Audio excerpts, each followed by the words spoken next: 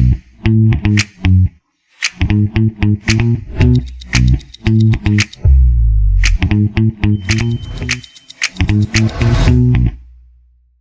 everybody, welcome to episode 325 of The Virtual Couch. I am your host, Tony Overbay. I'm a licensed marriage and family therapist, a certified mindful habit coach, a writer, a speaker, a husband, a father of four, and creator of the Pathback, which is an online pornography recovery program that is helping people reclaim their lives from turning to unhealthy coping mechanisms. So if you want more information about that, go to pathbackrecovery.com, and I have an amazing group that meets every week. It's online through online telehealth, Zoom, that sort of thing. And it's just strength-based. It's empowering. So if you want help in overcoming unhealthy coping mechanisms, go to pathbackrecovery.com. And I'm going to leave up a place on my website at tonyoverbay.com/workshop. And there I have it's a $19 hour-and-a-half workshop that tells you everything you need to know about how to show up in a relationship, especially in marriage, because I feel like we truly don't have the tools that we need. I'm talking no one does until you have to go find the tools. And you don't find the tools until you've gone through some things in your relationship or your marriage. So you don't even have to have a bad relationship to go check this out. I talk about all the things, all the childhood abandonment, attachment wounds, and how we show up like that in our adult relationships, and how we really don't even understand what it means to be two individual people, before we can be one person. That's a Esther Perel quote, and it's a beautiful quote. So go to tonyoverbay.com/workshop to find out more. And I've got a lot of workshops that I have planned that are coming up that will deal with a lot of different issues. I look forward to telling you more about those things. And head over to the Waking Up to Narcissism podcast. I have an interview coming out this Friday with a gentleman named Ross Rosenberg, and he wrote a book called The Human Magnet Syndrome.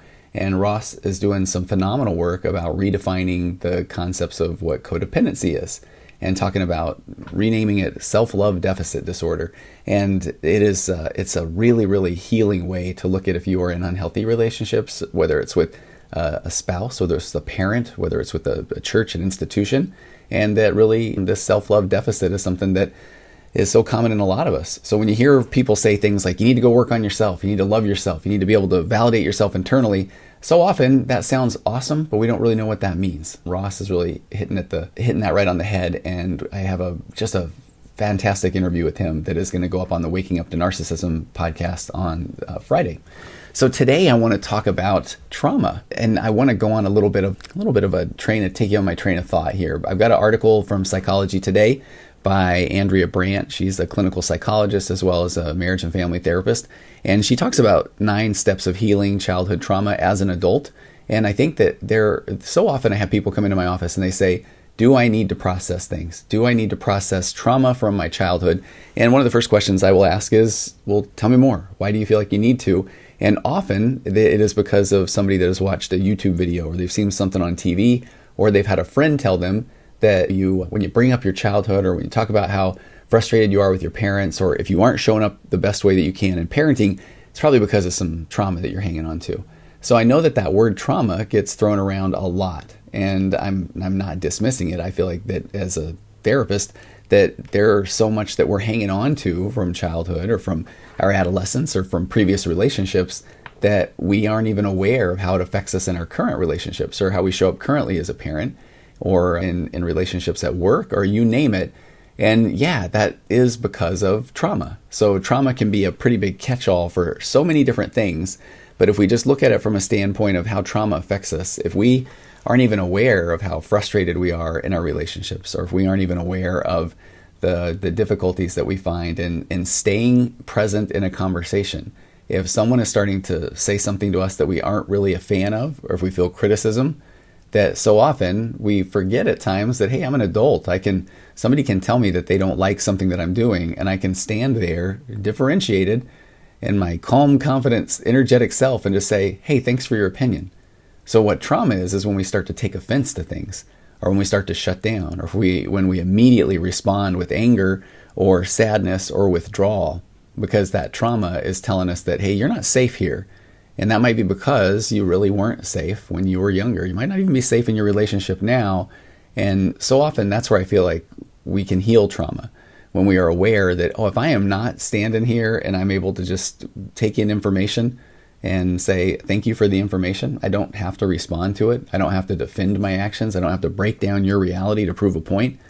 that if we aren't able to show up this differentiated, confident self, knowing who we are, then there's probably some trauma under the surface there. So we're going to dig into this because I want to give you, and I know it can't just be solved by a podcast or just here's an article on Psychology Today, but I think that when we go through what Andrea Brandt talks about as these 9 steps of healing trauma, that there's a lot of gold to be mined here that you will start to understand, oh, this is how it shows up, and here's just a way to start to be aware of it. And maybe one of the first steps that you can take is being aware of what trauma looks like in your life. And so let me also give a little bit of a concept. I did a video on YouTube a couple of weeks ago that I'm going to just be completely honest. And I feel like I love to do so much stuff around evidence-based models and say that here's what the data says and here's what these authors that have done peer-reviewed studies say. But I want to talk about a concept of the way I feel like trauma shows up. There's an amazing book by Bessel van der Kolk called The Body Keeps the Score. And it's a pretty long book, and it goes into a whole lot of detail about a lot of things, about the way that our brain responds and our nervous system, and the way that our fight or flight response kicks in, our visceral reaction, that our emotions are so far ahead of our logic that oftentimes we aren't even aware when we are caught up in a moment or caught up in our feelings. But there are so many good concepts there of that whole message of the body keeps the score, that your body keeps the score or remembers the trauma from childhood, or it remembers unhealthy situations or relationships, or when you feel triggered. If you're pulling up into the driveway of your house and you're not in a healthy relationship, if your stomach starts to turn a little bit or you start to get your heart rate elevated, it's because your body is saying, I don't know if this is a safe place. And so often, we're not quite sure what to do with that. We think, well, this is my house, this is my spouse, or I just need to get over it. But your body's trying to tell you something. Your body's trying to warn you. And if you go back to the beginning of what I love about acceptance and commitment therapy is this author, Russ Harris, author of The Confidence Gap, The Happiness Trap, that he says that think of it in terms of the brain as a don't get killed device. And by that meaning that if your brain is trying to stay alive, and we remember trauma in our life, that then when anxiety starts to get heightened, it's because anxiety is there as a warning bell. But if your anxiety is starting to ramp up or feel out of control, it might be because you don't feel like you have much control in your life. You might be in a relationship you don't feel that you enjoy. You might be in a job that you're not really a fan of. You might not feel like you have a handle on your parenting. You might be struggling with your faith. You might not be in the position of health that you would like to be in. So things like anxiety are trying to say, can I get your attention? Can you do something about this? Can you speak up about a situation? Can you try to figure out what your values are and take action on them? Can you resolve some challenges you might have in your faith? Because your anxiety is saying, I'm right here and I'm not quite sure how to get your attention. And so here's the part that I feel like I'm throwing out there with not a lot of data behind it. I know it's about a sensitive subject, but I put this video out on YouTube just even talking about the concept of suicide. And it's such a difficult thing to talk about for so many people. But if you start with the brain as a don't get killed device, and in this video I even talked about I think it's Kevin Hines is his name. He's the motivational speaker that jumped off the Golden Gate Bridge and lived. And there have been a number of people that have done so. Is the thought when he let go was, oh my gosh, what did I do? And that's the reports that you hear of a lot of people that survive suicide attempts. And I've worked with a handful of people that have overdosed or been able to get to a hospital, had their stomach pumped, or they've been okay afterward. But it often was this feeling of, oh no, what did I do? And so that's where I feel like if you look at that concept of the brain as a don't get killed device, that our body is trying to tell us something and trying to get our attention, that I wonder or I hypothesize that when someone's body has tried anxiety, it's maybe tried depression, it's tried anger, it's tried withdrawal, but we still are not doing anything to put ourselves in a better position, a position to succeed, a position to be heard or understood, that then does the body finally say, I don't know how else to get this person's attention, this person being me, the body that is housing the brain. So then does it say, okay, let me try this. Hey, I don't know if I even want to be around anymore. But then I worry that because someone is so down, this is where I talk about my emotional baseline theory, that we have all of these decisions coming at us on a daily basis. And depending on where we are emotionally, where our emotional baseline is, we'll respond to these decisions differently. So if someone has an incredibly low emotional baseline, and then all of a sudden their brain says, hey, I don't know if I want to live anymore, then I feel like the person is at such a low place where they think, oh my gosh, I don't even want to live. And that's where then if the person does start to contemplate suicide, or there even is an attempt, where we get these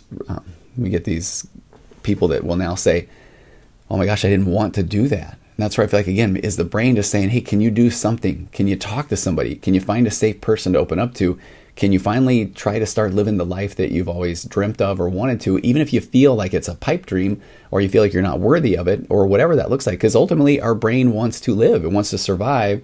And we were put here on the earth to just live our best lives, to be ourselves. We start out as kids and we do need this external validation. We don't have a sense of self, so we're playing off of how do the people around me react? Or if my parents are constantly mad, then I must be doing something wrong because I'm a kid and I don't have a sense of self and I don't really have empathy for the outside world or others around me, again, because I'm a kid. So I need that external validation as a child. But if I don't have this good attachment with my parents, if my parents are always fighting, if they're upset, if my dad doesn't even like his job, but I have no clue, I don't even know what my dad does when you're a kid especially, but then he just seems angry all the time, it must be me. So the external validation I'm getting is I'm doing something wrong. And if every now and again they're happy, and then I think, okay, I must be doing something good. And then as a kid, you're trying to figure this out. You're trying to solve this puzzle that you don't even realize there's really not a lot of rhyme or reason to if your parents aren't really doing their own work, if they're not showing up for each other, if they're in an unhealthy relationship. So we do need that external validation, but then when we don't get that, we just lack this sense of self. So too often then we're just blindly following the things that people are telling us we're supposed to do. I think you should follow this career. I think you should be in this faith community. I think you should do these certain things to make you feel better. But it's you. It's absolutely you that needs to figure out what you need to do to feel better. So all of that is this warm up or maybe this preamble to say that, man, it's no wonder that we all feel such trauma. And I know for myself, I've had a lot of that. I'm not enough. What is wrong with me?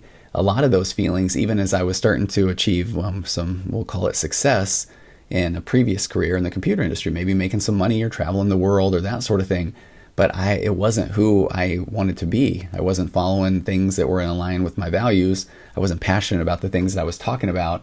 And so it was easy to spiral into this concept of needing coping mechanisms. I was going to say unhealthy, and ultimately maybe they are. I happen to turn to ultra running, and now at the age of 52, yeah, maybe it's maybe my body's not quite saying, hey, let's keep doing that. It's saying, yeah, you spent 20, 30 years doing that. Maybe you need to take a break.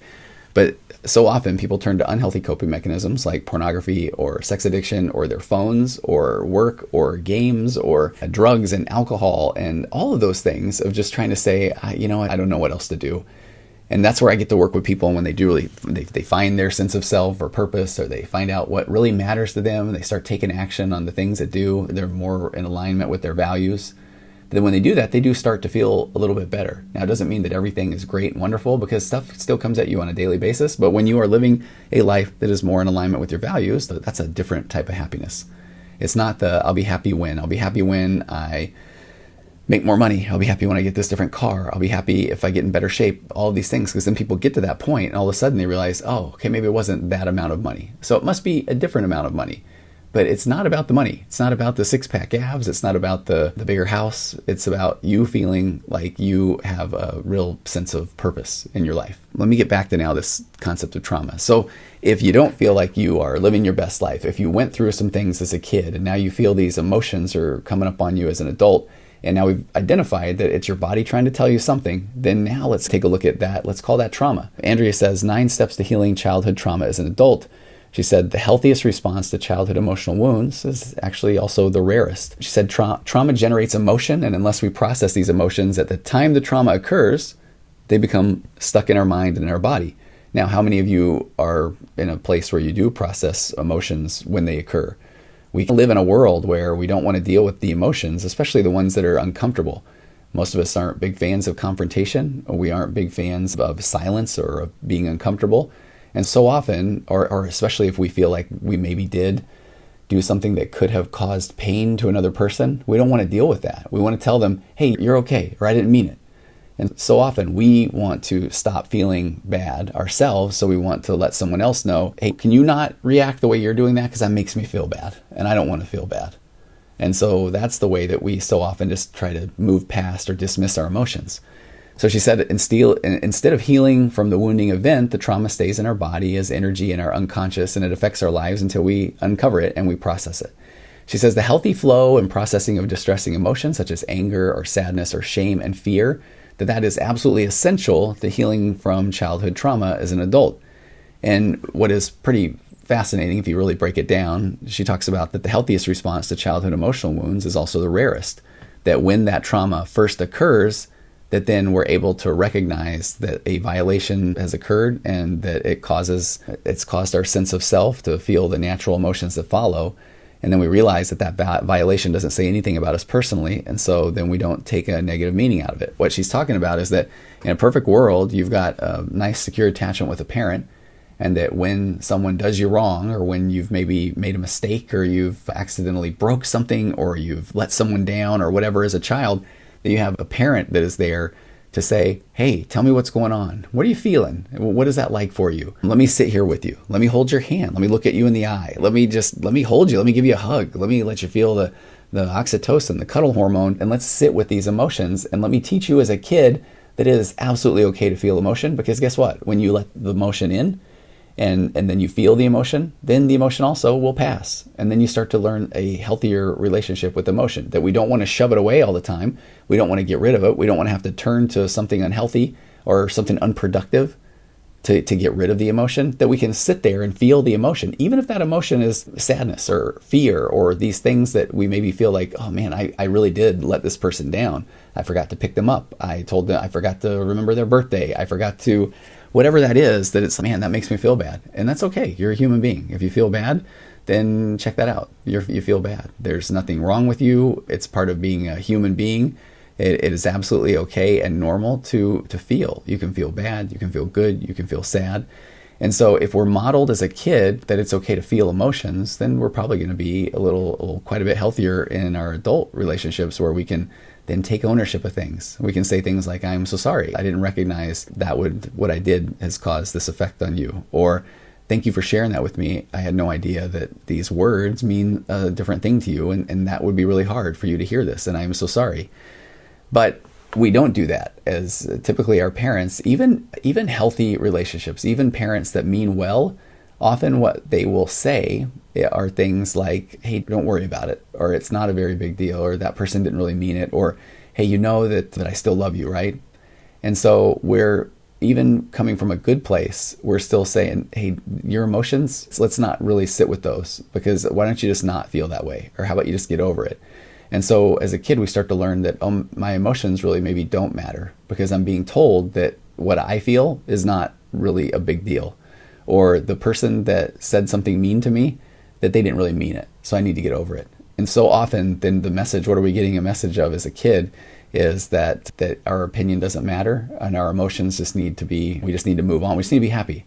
It's like, hey bud, they didn't really mean that, or you need to get over it, or how about you just focus on something positive instead? And so again, it can sound like a very positive way to try to get a kid out of a moment. Or if the parent's the one that feels uncomfortable because of whatever happened, that they don't want to feel bad about themselves. They don't want to have to take a look and say, man, that wasn't a very cool thing for me to do as a parent. So they just want to tell the kid, hey, I didn't mean it, right? Yeah, that I'm not perfect, and neither are you, bud. So you just need to get over this, or you need to not worry about it, and you just need to focus on something else instead.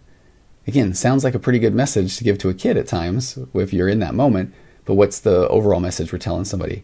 That your feelings and emotions are wrong, plus they don't matter, plus get over it and just change them, and then you'll be happy. And by the way, can we not talk about this anymore? So she says, because emotions like anger and sadness are painful, and because crying or confronting others is not often socially acceptable, this process does not happen automatically. Instead, we suppress our emotions, and rather than feel them and process them. And so she said, then as a child, the process is even more difficult, because what can feel like a pinprick to an adult, let's say it's an insult about one's appearance, that then we can brush off if we're over the age of 40, hopefully, that can feel like a stab wound to a child, and it can create lasting damage. Things like body dysmorphia, depression, anxiety, these things where if you're watching the YouTube video here, I am a bald person. I went bald pretty early, and that was a difficult thing to hear about at 19, 20, 21 years old. Now I sit here at 52. I really don't care. I don't. And so that, I can't imagine. Well, now I'm giving you I worked with a client once who their kid had gone through chemo, and their kid would be teased about being bald at a young age, and that was devastating to them, even though it was because of the result of chemotherapy. So things that happen in our youth we are going to absolutely take more serious, or we're going to take them to heart, or they are going to feel more. And so then when we aren't told that, hey, that was mean of somebody to do that, and I can understand why you feel that way. How do you feel about that? But if we're told that, hey, don't worry about it. People say things all the time. It's not a big deal. Then we're learning that something that feels like a big deal to me apparently is not a big deal to the rest of the world, so I just need to get over it. So she said then we carry these emotional stab wounds with us into adulthood, and they affect our relationships, our career, our happiness, our health, everything, until we process them and heal, even if we have to go through individual feeling by feeling. And this is why that I really appreciate what she's talking about when Andrea says we don't always feel our feelings. Even the most loving and attentive parents do this lasting damage to our own sense of self, meaning well, hating to see us hurt. Our parents may have rushed in to deal with an unsettling episode saying, don't feel bad, it's okay. And that's what our caregivers will often say when we start to cry. But the truth is, feeling bad can be good for us in the long run. We need to feel bad for a while and think about why we felt the way we do. And not from a think about what you did, but think about, man, it does hurt. This does feel bad. I wish that person would not have said this cutting remark to me. And maybe our parents were not loving and attentive, and they demanded that we stop crying. And I don't know if you've ever experienced that, or maybe you've even said it to your kid at time. Knock it off. Stop it. Or I'll give you something to cry about. Those kind of things. Either way, we didn't learn how to feel our feelings productively. Andrea says that we didn't learn that emotions are temporary and fleeting. And that's the concept that I think is so deep. That emotions are temporary and fleeting. They may hurt, they may feel very deep at times, but they do pass, and you do move on, and you do find yourself engaged in things that matter, or you can be present in a moment, and then sometimes our brain will say, hey, don't forget the feelings we felt earlier, and then it's almost like we feel like, oh, you're right.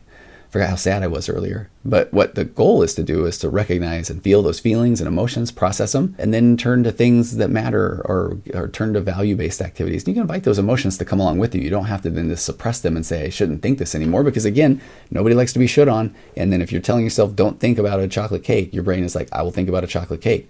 Same thing happens with the suppression of emotion. If I tell myself, hey, I just need to stop being sad, your brain's going to say, I think we better be sad. I think we better hang on to that. There's a reason why. How dare you tell me what to do?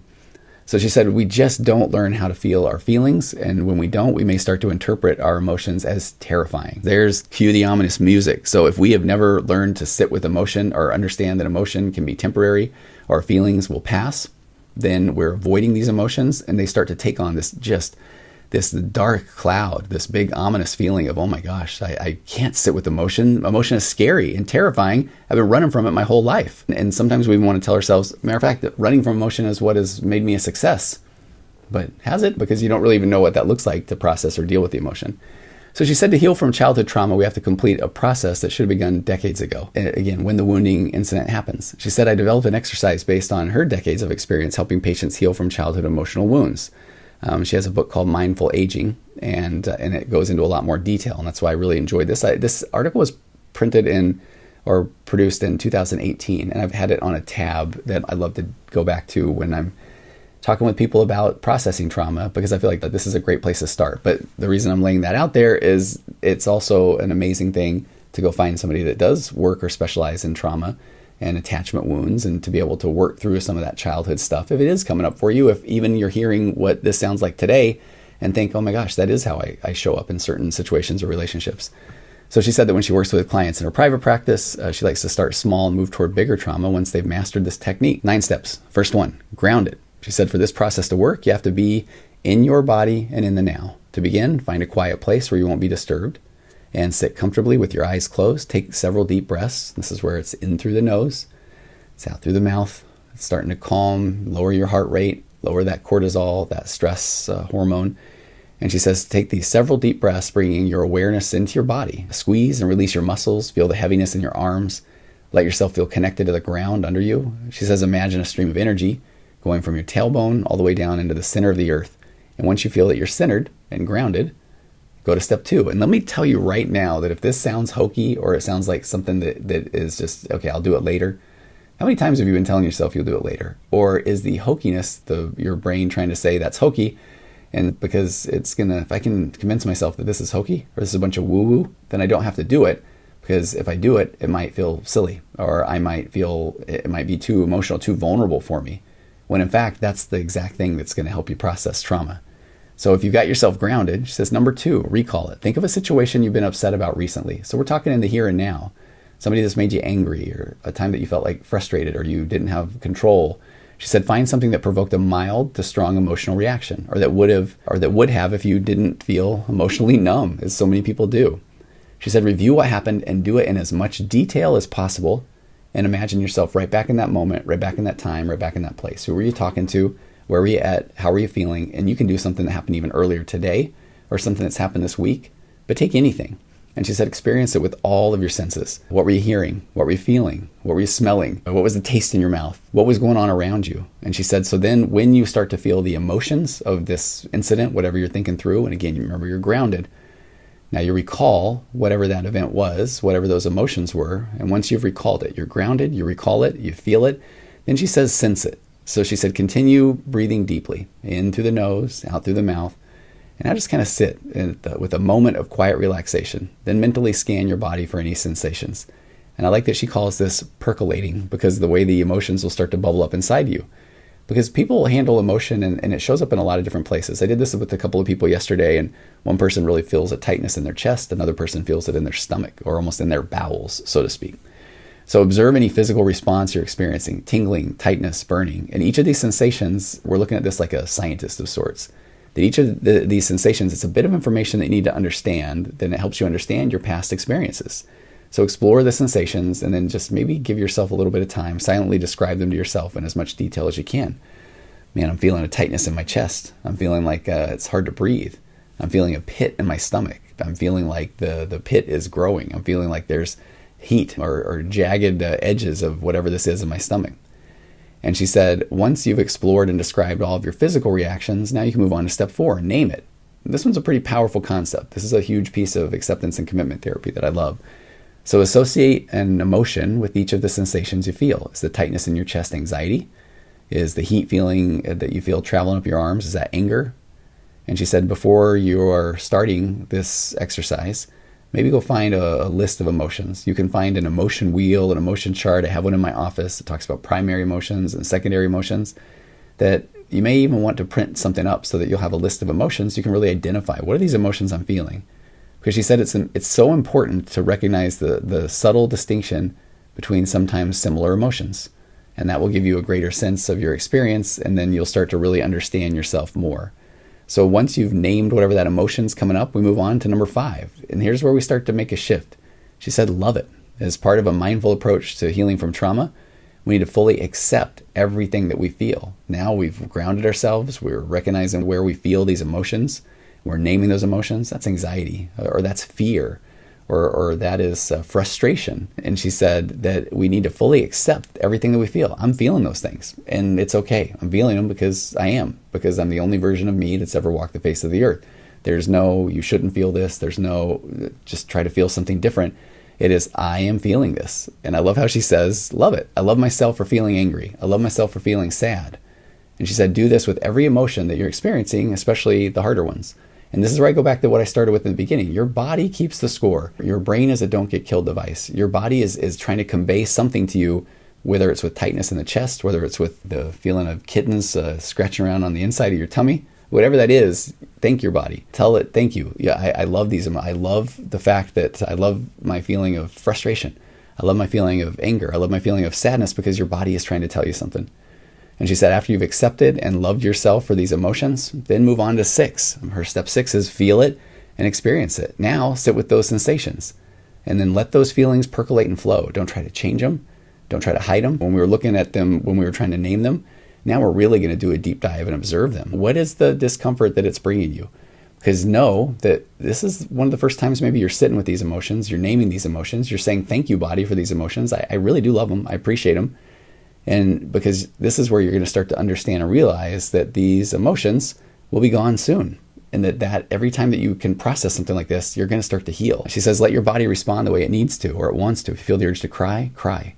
If you feel like yelling something, then go ahead, yell at something. If you feel like you need to punch something, and I'm going to give you permission to do that. Punch a pillow, that sort of thing. I wouldn't recommend walls. I wouldn't recommend people. But expressing your emotions in a productive way like this, because it's coming from a place where I've identified them, I've thanked my body for them, I know that they're there for a reason, but then I'm going to express them. And that is a key to have them moving inside of you and fully processing them. And when you feel like, okay, I have cried the cry, I have punched the pillow, I have felt the feeling. Now you can move on to number 7, which she said is receive its message and wisdom. Now, do these sensations or emotions you're experiencing right now connect with these experiences in your past? What is this anger about? When can you trace the origin of anger? A lot of times anger is a mechanism of control. If I didn't feel like I had control as a kid, the only time I ever was able to get out of a situation is if I yelled how stupid my parents were. Or maybe the only time that I could get that person in a relationship to hear me is if I just screamed at them and they would finally stop trying to lecture me. What do those feelings do for you? And then do they connect to experiences in the past? Do they give you any insight in that moment to the root of the trauma or maybe some negative limiting belief about yourself? And she talks about how you might be thinking, I don't know if I'm getting anything. Well, ask yourself, is that sensation or emotion? If it were going to literally say something to you, what would it be? And if you still have trouble with that, then this is the time where if you haven't journaled, it's time to start journaling. And I love the concept that our brain is going to come up with all kinds of reasons. I don't want to journal. I don't want to start spiraling into negative thoughts or emotions. But have you ever done what we're talking about right now and got yourself grounded and accepted and named and felt the emotions and thanked your body for them and understood that they're there for a reason? And now maybe write them out. So journal about what that feeling means, and do that. She recommends for at least a full 10 minutes without stopping. And one of the things that does stop people with journaling is they feel like the journal has to be in narrative form, as if, well, when someone reads this someday, don't worry about it. This is your journal. People don't need to read it. If they do, then bless their heart. They don't understand what your experience is. But journal about what you've been feeling. Journal what that feeling means. And then when you think that you've got all those messages out on paper, then she says move on to step 8. And she says share it. If you feel comfortable sharing your reflections with somebody else, do it. Otherwise, again, write them down on your own, describing what that whole experience was like, what happened when the wounding incident first occurred, how you reacted at that time, and what you've come to see about it now. Talking and writing about experiences is a very important step in healing. She talks about how, and I've done this with clients, write letters. You don't even have to send them to those who have hurt you. It can be a very effective method of moving an emotion out of your system. And here's the significance. I remember at a training once where someone said that if you're just continuing to keep emotion bottled up inside of you, it is not going to work itself out and we lived happily ever after. I was talking with a couple last night, and we were talking about this concept, and I said, okay, stay with me here for a minute, but I talked about the concept of, again, brain as a don't get killed device. Picture yourself as a hunter-gatherer out on the plains however many years ago, and you see let's say it's the deer, and you think, man, if I pull this off, if I kill that deer, our whole village eats, and everyone will love me. But over in the corner of the field is a lion, and you know that if I actually get this wrong, I die. So I literally have one chance to get this right. So what's my brain probably going to do? It's going to say, I think I'm going to wait till tomorrow. Now, just a quick side note, quick tangent. That's a lot of the reason why we put things off today, where, you know what, I want to write this paper, but I need to make sure that I'm well rested. I need to make sure that the kids aren't going to bother me. I need to make sure I'm going to wait until that lion is gone. And then I will then do whatever it is that I need to do. So that's one of those situations where our brain is so adorable and bless its heart and it means well, but that's an area where we're not going to get killed if we write the paper right now. But again, that's a whole side tangent. But so the brain is working from this place of it works on that same concept, that even with my thought process, that it's going to typically go to the negative, because if I just say, okay, I'm going to go after that deer, and then all of a sudden I'm not paying attention, the lion blindsides me, I'm dead. So the brain's, if we leave our thoughts and they're ruminating around in our head, that it's going to have that same thing. It's like you can't just do something about it or let this go or forgive somebody, because then you only got one chance, and man, that might not go well. You may die. So by just keeping things in your head, they aren't going to work out to live happily ever after. But as you express them, this is where I like to say that, think of if they had this intensity of a 10 on a scale of 1 to 10 for you, it's almost as if every time that you express them, that it maybe goes down a notch to a 9 or an 8 or a 7. And the goal is not that you have to get the intensity around a thought or an emotion or feeling down to 0. But what people don't understand is that when they start to process things, like we're talking about today, that when that emotion gets down to a 2 or a 3 or a 4, then you're aware of it, but it doesn't hold that power. And now all of a sudden it just goes into it's just a thought. It's just an emotion. It's just a feeling. I have them all day long. So why do I give such meaning to certain ones? Well, it's because my body is really hung on to them because this is a traumatic event. But as I start to process them, then I can pull that into, it's just another thing that happens. It's just another story my brain's telling me. That old chestnut of the old, you're not enough. Well, now I realize that one hasn't served me very well. So how about the one where I think I am enough? And then number 9. So once you've shared, then let it go. And absolutely, you've probably, if you didn't just think of the song from Frozen, then I don't know, that's an odd thing. But let it go. Visualize the energy that your trauma took up inside of you. Visualize it leaving your body. And I love, she says, or perform a ritual of physical release, like burning the letter you've written. I had a lady do that behind one of the first places I ever worked. And I thought, oh my gosh, this was very therapeutic. Or you can cast off the trauma in the form of throwing an object into the sea. I guess that's probably not, it needs to be a biodegradable, safe object. I realize I'm saying that. She said you can borrow a ritual from Judaism called tashlich, which I'm sure I butchered that. But during the period of repentance, many Jews cast off their sins into a natural flowing body of water in the form of breadcrumbs. So instead of sins, you can cast off traumas and the emotions and sensations that go with them. So she says the process of healing emotional wounds can feel uncomfortable at first, but she says, I promise it will be a very rewarding journey because the energy we currently spend on trauma will be released, and the space inside ourselves that trauma took up can be filled with new, more positive energy that can help us build a life that we love. I often refer to that as emotional calories. And we burn a lot of emotional calories that we aren't even aware of. And that's what trauma can carry or take up inside of us. And so by working through this process, understanding that our body keeps a score, that our brain is a don't get killed device, that it is absolutely okay to lean in to the feelings and the emotions. And the more you get comfortable with that, and I want to say, this is maybe my male fix-it brain, I want to say then you can process these things much quicker. But it's the wrong concept. It's the wrong thing to even say about it, because once you realize that the feelings and emotions aren't scary, then you may not even have this goal to let me hurry up and quickly get rid of these. Okay, fine, I'll deal with them. It's, man, thank you body, thank you brain. And when I realize that, man, I'm feeling something right now, I've got the feels and I now have this process to work through it.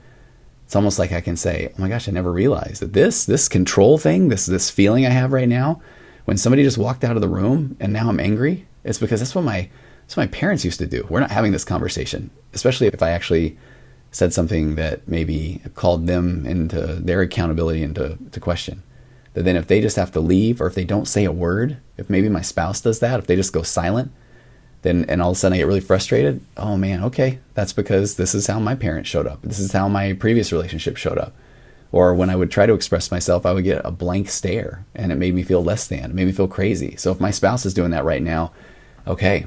Now, bonus round, if you actually have the tools to communicate that to your spouse, big plug for my 4 pillars of a connected conversation. Now is when you're working in concert with another human being to process emotion. And now it can be like, hey, when you shut down right there, when you don't say anything, let me take you on my train of thought. Again, my 4 pillars. I know you're not trying to hurt me. I know you didn't wake up and say, oh, when Tony opens up about things today, I will shut down. No, if you're shutting down, that's something that's coming up for you. But here's what that brings up for me. Is that is what so-and-so used to do in my youth or in my childhood. And so at that point, I felt like my opinion doesn't matter. But now, as an adult, I know my opinion matters, and it's okay. So I'm going to express myself. So that's where some amazing healing can begin. Hey, thanks for taking the time today. You can go check this out on YouTube as well. And if you have additional questions, thoughts, please send them to me through the website, tonyoverbay.com. And I am just grateful for all the feedback that I get constantly. Just grateful for the listeners, the viewers, and send me show ideas, send me questions. And I hope to see you next week on the virtual couch.